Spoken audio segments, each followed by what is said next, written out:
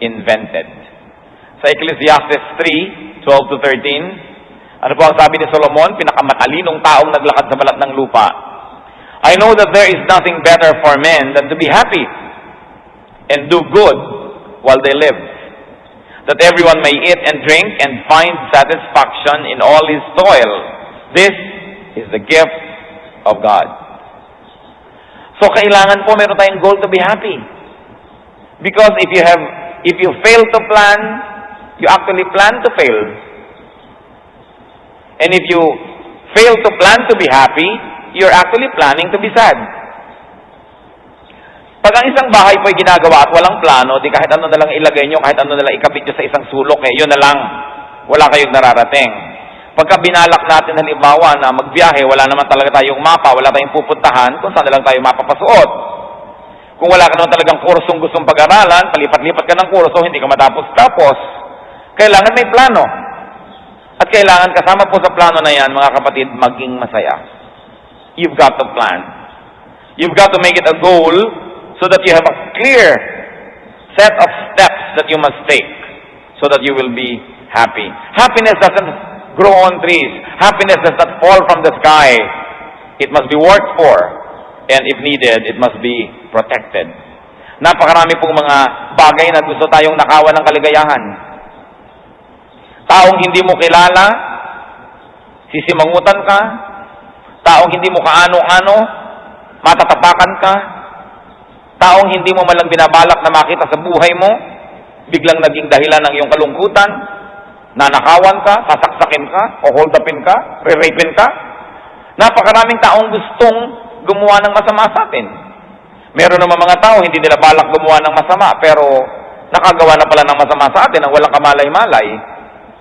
Meron naman mga tao, ang lapit-lapit sa atin, sila magiging dahilan para huwag tayo maging masaya. So pag pinayagan mo lamang na ang kaligayahan mo nasa kamay ng iba, lagi yung mawawala, laging aagawin ng iba. You've got to have a certain set of rules that you observe, that no matter what people do, they will not take away your happiness, or at least they will take only a portion and a part of that happiness. Maraming mga tao, ang ganda-ganda ng mood mo, magko-comment ng hindi mo nagustuhan. Sabihin, ang pangit naman ng buhok mo, saka nagpagupit. Yung walang masabing mabuti, may sasabihin pang pangit. Meron naman gumagawa ka ng paraan para ka sumaya. Sila naman, bibiguin ka nila. Kailangan, sabi ni Solomon, wala na akong alam na mas mainam pa sa buhay. Kundi, una, ang tao ay magpakasaya at gumawa siya ng mabuti. Siyempre, yung kasiyahan na hindi naman ikalulungkot o ikalulugi ng iba. Happiness is the correct response to God's blessings. Are you blessed by God? You must be happy. Binigyan ka ng Diyos ng paa, lumakad ka, mamasyal ka. Binigyan ka ng Diyos ng kamay, may gawin ka na nakakapagpasaya sa'yo. Binigyan ka ng mata, tumingin ka sa magagandang tanawin. Binigyan ka ng bibig, magsalita ka, kumanta ka. Nakakagalaw ka, sumayaw ka. Binigyan tayo ng Panginoon ng mga bagay na maaaring maging kasangkapan para tayo sumaya. Binigyan na tayo ng pera, gastahin. Binigyan tayo ng pagkain, kainin. Binigyan ka ng magagandang mga punda ng unan, gamitin. Puro nakatiklob lang, nasa cabinet. Kailan mo gagamitin? Sa burol? Binigyan ka ng magagandang plato, sinasamba mo sa loob ng estante. Binigyan ka ng magandang sopa, ayaw mong paupuan, may takipang plastic. Meron pa daw carpet, tapos tatakpan din ng plastic, walang tatapak. Pag may ibinigay sa'yo ang Diyos, enjoy it. Because it is God's gift. Hindi lang ibig sabihin naman na wasakin mo na yan at huwag ka na magtira. Pero may mga tao, ang daming magagandang tuwalya, tapos pag makita mo, gapak-gapak yung mga tuwalya nilang ginagamit, hindi ko alam kung anong pinaglalaanan. Maraming magagandang mesa, hindi doon kumakain, nasa ng pamilya, nasa dirty kitchen. Ang daming magagandang kaldero, tapos kung ano-ano mga kupi-kuping takuri ang ginagamit sa buhay. Happiness is the correct response to God's blessings. Ecclesiastes 5:19. Moreover, when God gives any man wealth and possessions, and enables him to enjoy them, to accept his lot and be happy in his work, this is a gift of God. Sabi ko, kayo binibigyan ng Panginoon ng kayamanan, o kung hindi man sobrang daming kayamanan, binibigyan kayo ng mga ari-arian, at pagkatapos binigyan pa kayo ng pagkakataon na lasapin ang sarap na ibinibigay nito, aba, tanggapin mo ang iyong kalagayan at ang iyong pinagpalang kalagayan at maging masaya ka sa buhay. Sabi, ito ay regalo ng Diyos. We should be grateful for what God gives. Therefore, you do not allow yourself to get distracted by what you do not have. Sit down, count your blessings, and be happy with what you have.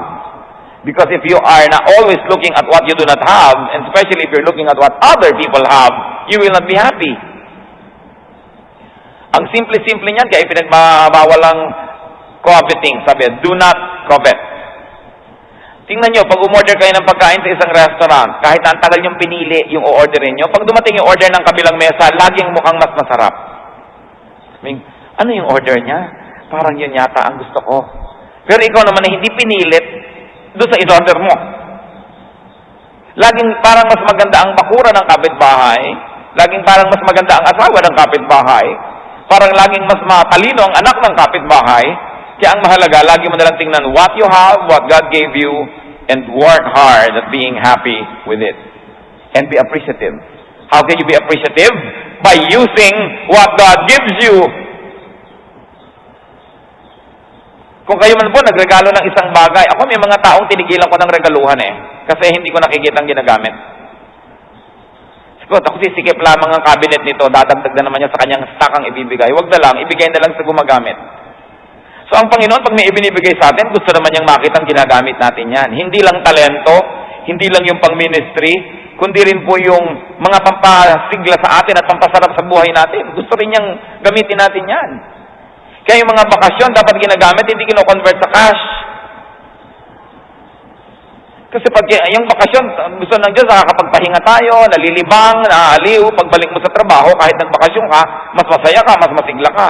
Pero kinonvert mo sa cash, mahirap ka pa rin naman sa ending Hindi ka pa nakapag-enjoy. One way to appreciate is to use what God gives.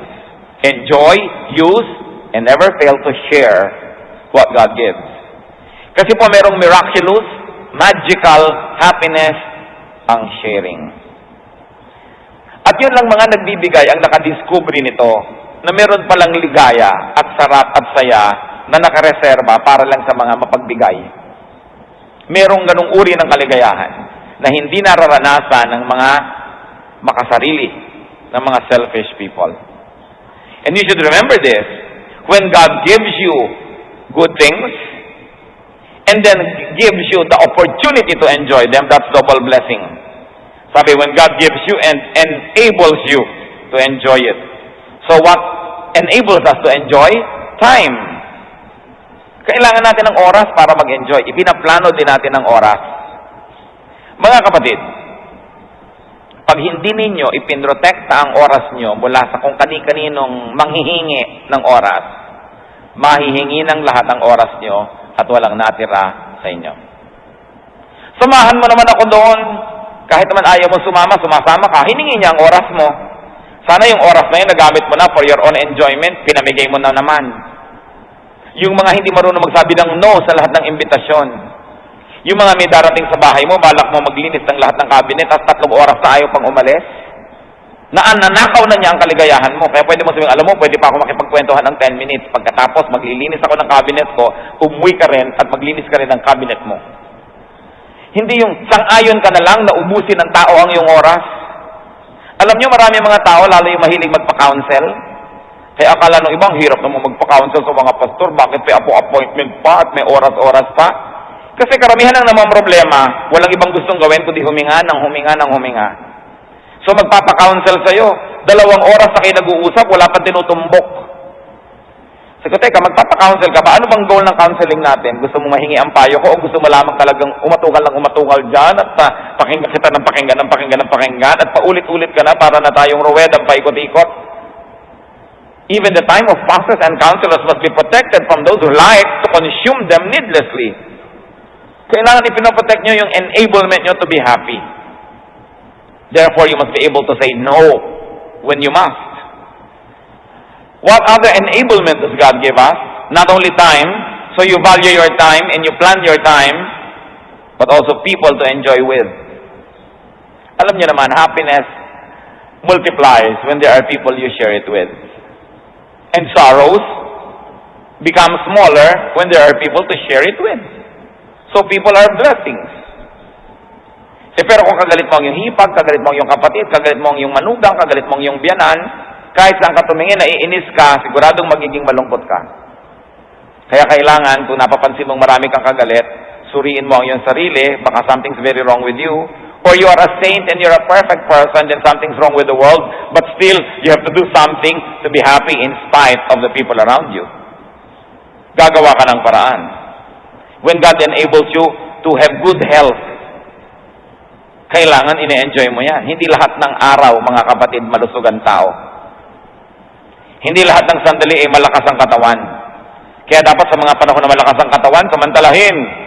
Gusto nyong akyatin ang bundok Banahaw, akyatin nyo na habang hindi pa kayo punong-puno na arthritis.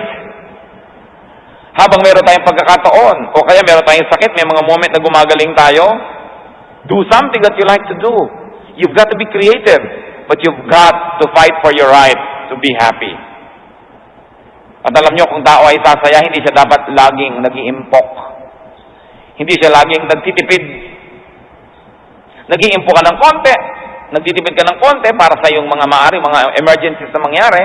Pero kung wala kang ginawa sa buhay mo kundi mag-impok, alam nyo, uutangin lang yan ng iba. Tinitiyak ko sa inyong uutangin lang ng iba. Kasi lahat ng kamag-anak nyong nakakaalam na may inimpok kayo, walang pag-iinteresan kundi ang inimpok nyo. So pag may dumarating silang pera, gasta sila ng gasta, kasi alam nila, pag nagipit tayo, utangin natin yung iniipon itong ating kapatid. Ganun ang gagawin nila. Kaya dapat marunong ka rin magprotekta ng iyong kinikita, hindi ka ipon ng ipon, kasi lagi kang paliligiran ng mga taong gustong hututin ang iyong inipon.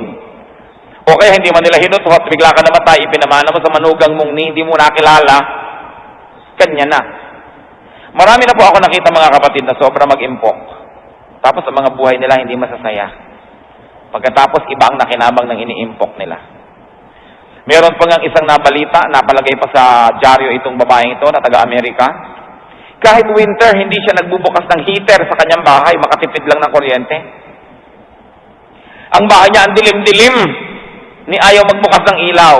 Nung namatay, ang yaman-yaman pala niya. Ang yaman-yaman. Napunta ngayon kung kani-kanino yung kanyang kayamanan. Tinitiis mo yung ginaw. Nagtitiis ka na walang magandang pangginaw. Para kanino? Kailangan, pinag-aaralan din nating mahalin ang ating sarili. Bagamat hindi naman natin minamahal ng higit sa Diyos o higit sa kapwa. Pero dapat mahal mo rin ang iyong sarili. Huwag kang impok ng impok.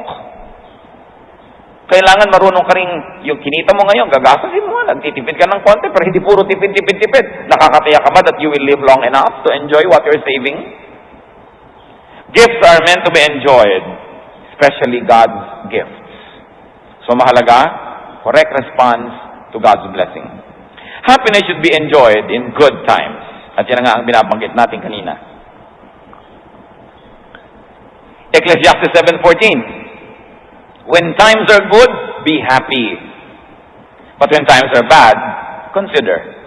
God has made them the one as well as the other. So dapat bagay ang ating kilos sa panahon. Sabi, when times are good, be happy. So good times are gifts from God. Ibagay sa okasyon ang mood. Dapat po, pagising pa lang natin sa umaga, may pupuntahan tayo, may gagawin tayo, ina-identify mo na, is this meant to be a happy day?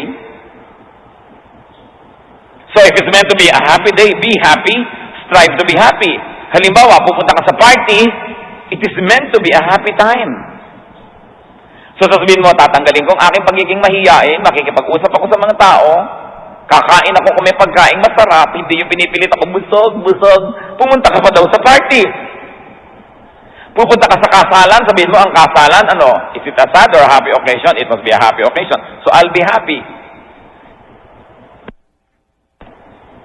Ilang libong magulang na ang nakita kong ikinakasal ko ang anak, tas ang mukha, akala mo ensemadang malolos. Akala mo pinilipit na tinapay ang mukha. Siguro hindi niya gustong mabibyanan ng kanyang anak, hindi niya gusto ang kanyang magiging manugang, pero Utang na loob. Ikinakasal na. Wala nang bawian. So magpakasaya ka na dahil kasalan. Tuloy ipinapakita yung video hanggang kaapu-apuhan mo, sabi ng mukha mo, kasal. Gusto kong pagsasampalin yung mga langit. Pak, pak, pak, pak. Bakit ganyan ang itsura ng mukha mo? Kasalan ito. Meron naman umaten pa daw, wala kinakausap. Hindi kikimo kahit kasalan. Lahat na ng tao nakikiramdam. Bakit? Galit yata sa atin, galit yata. Pati tuloy kaligayahan ng iba, naapektuhan na. Pupunta halimbawa sa mga reunion, pagkatapos magmumukmuk sa isang sulok, hindi naman makikipag-usap sa mga pinsan, sa mga kamag-anak. Meron pa daw, holiday, bakasyon. Pamilya, nag-ipon, nagplano na magbakasyon kung saan. Pagkatapos nagkagalit ang mag-asawa dahil lamang naiwan ng kung ano, naiwan ng termos. Magdadamog na ng 3 araw na bakasyon. Nagkagastos pa daw, tapos yung pala, palulungkutin lang niya. So sabi, when times are good, be happy. It is important, brothers and sisters, that you identify the time. Ngayon, pupunta kayo sa lamay, tapos doon kayo halakhak ng halakhak. Wala kayong makipagkwentuhan, kainin lahat ng mga butong pakwan doon at mga kumpitis.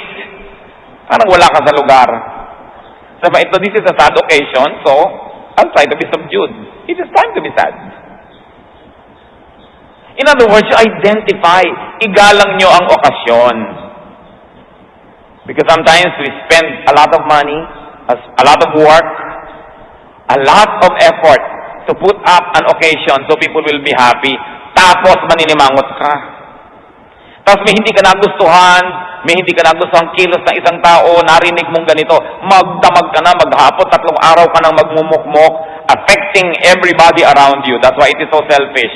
Because of course, people around you will be affected. So sabi ng Ecclesiastes, when times are good, be happy.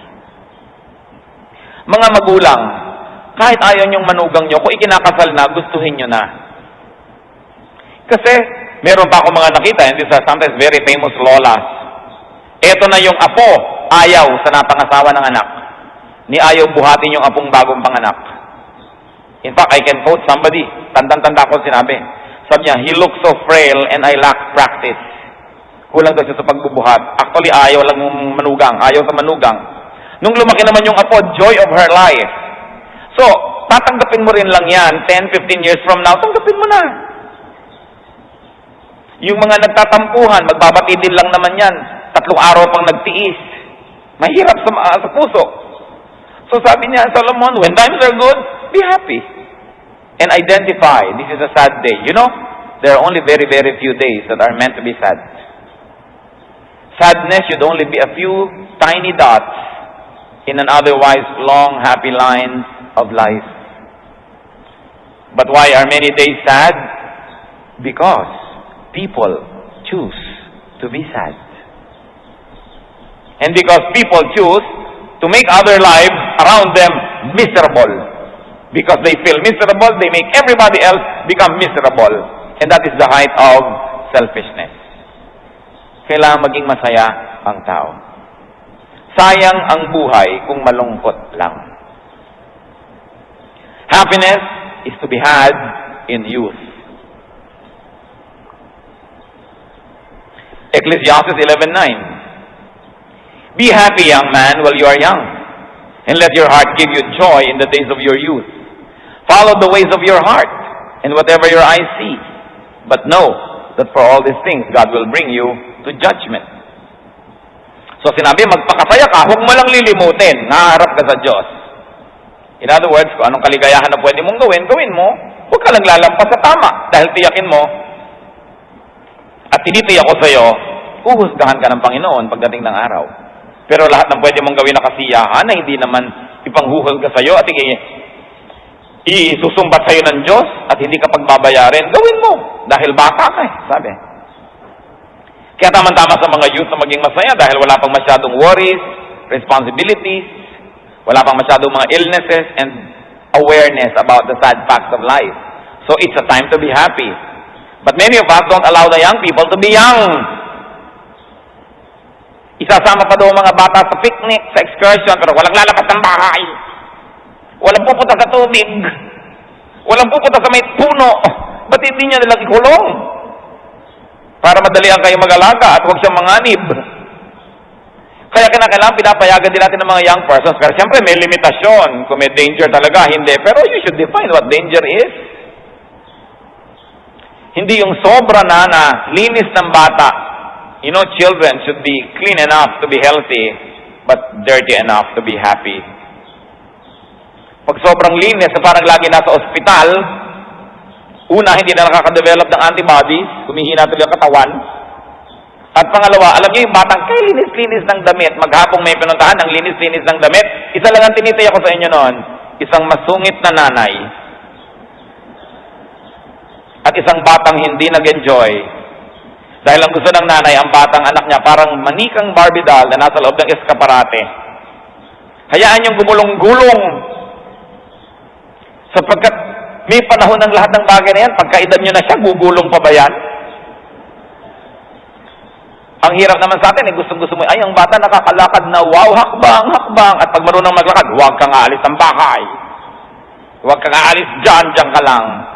Siyempre, merong hangganan ang pwedeng gawin dahil ngayon, mapanganib ang panahon. But parents must know which they should allow and which not. Because sometimes we deprive children of their childhood because we expect them to behave like adults. The very nature, the very disposition, the very situation of children and young people are very conducive to happiness. Kaya kailangan huwag tayo ang maging sagabal dyan.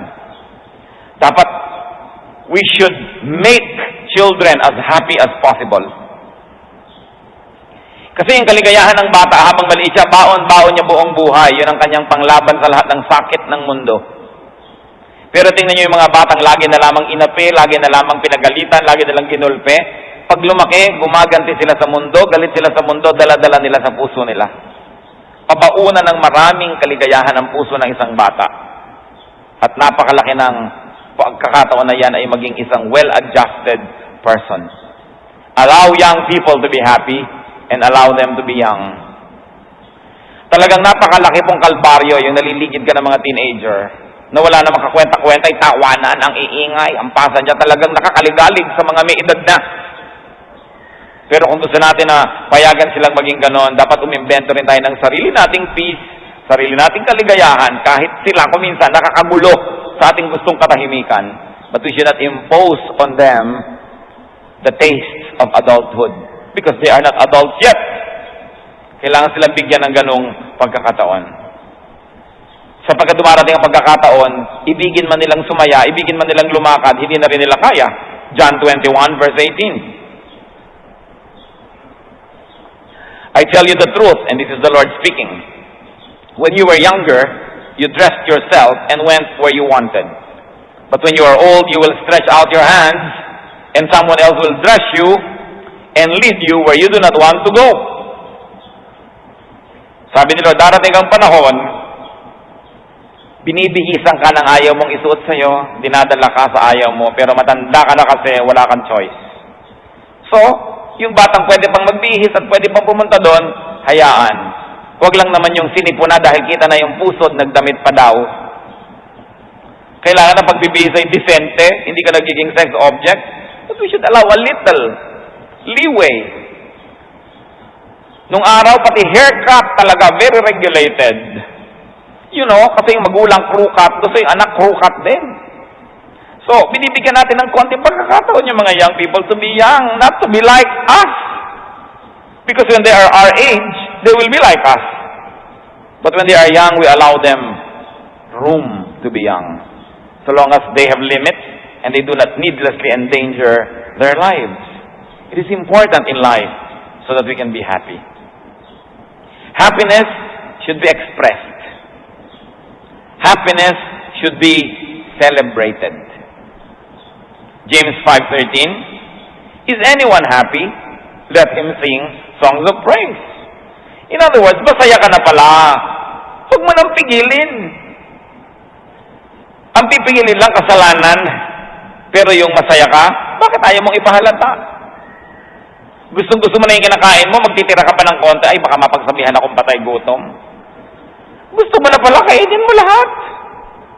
Natutuwa ka pala, tumawa ka. Meron naman natutuwa na ayaw kang tumawa, baka mapagkamalan ako mababaw. Kaya nga sabi ni Sampaguita, ayaw ka ng patry-try ang sadness so that we can reflect.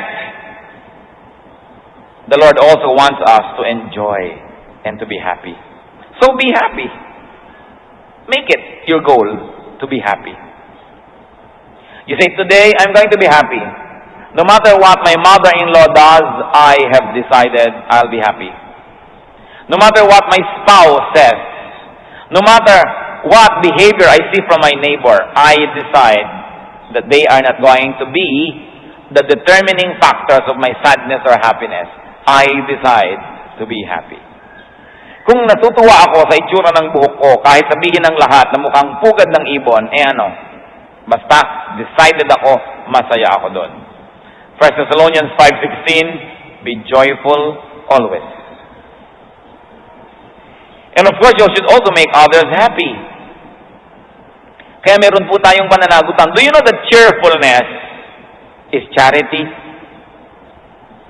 Akala nyo ang charity yung nagbibigay lang kayo ng dugo, nagbibigay kayo ng damit, nagbibigay kayo ng gamot? Yung hiningitian nyo ang tao, yung masaya kayo, ginagawa nyo rin siya ng mabuti.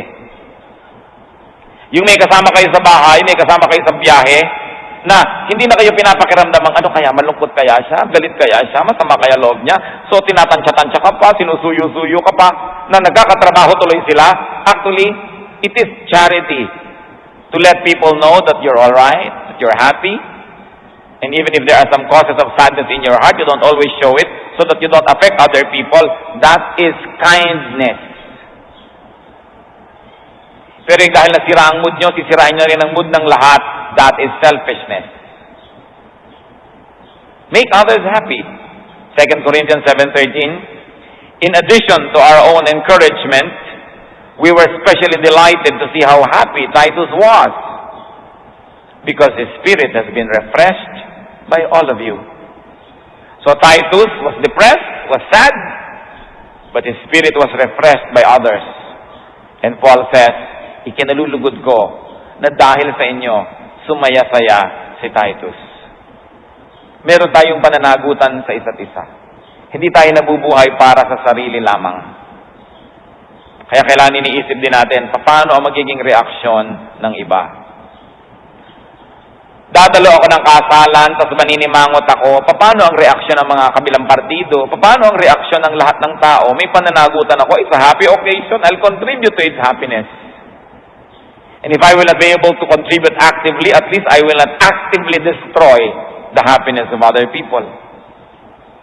And you know what, church? Another important thing is to allow others to give you happiness. Payagan nyo na pasayahin din nila kayo. May mga tao gusto naman nila, sila lang yung bigay ng bigay pero ayaw tumanggap. Payagan nyo na pasayahin din kayo. May mga magulang sobrang martir, walang iniisip kundi magbigay sa anak, tapos binibigyan na, tinatanggihan pa. Kasi iniisip, nahihirapan ng anak ko, wag na lang akong bigyan. Payagan nyo rin ang taong pasayahin kayo. Payagan nyo yung mga tao. Kung sinusuyo kayo, pasuyo na kayo. Huwag na kayo mag-play hard to get. Kasi maiksi ang buhay. Bawat isang araw na hindi ka masaya, kabawasang malaki. Meron nga po tayo isang kapatid, ikinalulungkot natin. Sumakabilang buhay na. So, ganyan ang buhay. Halimbawa na isang pastor, tulad ng inyong lingkod, may pinapanganak ngayon, may mamamatay bukas, may nanganganib ngayon, meron namang biglang gumraduate, hindi mo na malaman kung paano ka sasaya, lulungkot within a span of 1 minute. Dahil ang buhay napakaiksi at ang buhay napakarupok. Yung kasama mo lang ng isang linggo, hindi naglipat linggo, namatay na ilibing, sa loob ng isang linggo, ang daming pwede mangyari.